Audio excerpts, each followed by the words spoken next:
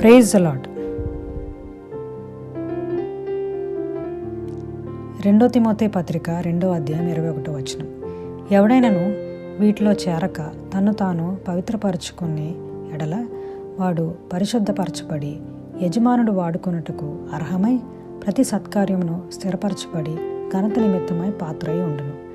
Bible గ్రంథంలో అబ్రహాము తన కుమారుడైన ఇస్సాకుకి భార్య చూడమని తన పనివాడైన ఎలియాజరుకి అప్పచెప్పాడు. అయితే ఎలియాజరు మాట ఇవ్వడమే కాదు, అబ్రహాము తొడ కింద తన చెయ్యి పెట్టి వాగ్దానం చేశాడు, నమ్మకంగా వెతుకుతా అని. ఎలియాజరు చాలా నమ్మకమైన విశ్వాసం కలిగి ఉన్న పనివాడు. చాలా కాలం నుండి అబ్రహాము దగ్గర పనిచేసేవాడు.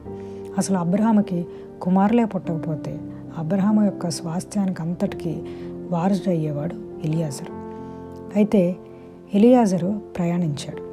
నాహోర్ అనే పట్టణం దగ్గర తన ఒంటెల్ని మోకాళ్ళ మీద కూర్చోబెట్టి అక్కడ దేవుణ్ణి ప్రార్థించాడు, నాకు మంచి రోజు దయచే దేవా అని. అయితే రెబ్కా వచ్చి అక్కడ ఒంటెలకి ఉన్న వారందరికీ నీళ్ళు ఇచ్చింది తాగడానికి. ఆమె దయను చూసి ఖచ్చితంగా ఈమె ఇస్సాకుకి సరిపడే భార్య అని గ్రహించాడు. ఎలియాజరు వెంటనే రెబ్కా ఇంటి వారి దగ్గరికి వెళ్ళి రెబ్కాని ఇస్సాకుకి పెండ్లి ఇవ్వమని అడుగుతాడు. రెబ్కాను తనతో పాటు అబ్రహాం దగ్గరికి తీసుకువెళ్తాడు. ఎలియాజరు యజమానుడైన అబ్రహాం చెప్పిన బాధ్యతను తీసుకోవడమే కాకుండా నమ్మకంగా చేయాలని ప్రార్థనాపూర్వకంగా దేవుణ్ణి ప్రార్థించాడు. ఏమనంటే, నాకు ఈ రోజుల్లో జయం కావాలి అని. అంతేకాని ఎవరో ఒకరిని తీసుకొచ్చేస్తే నా పని అయిపోతుంది అని అనుకోలేదు ఎలియాజరు.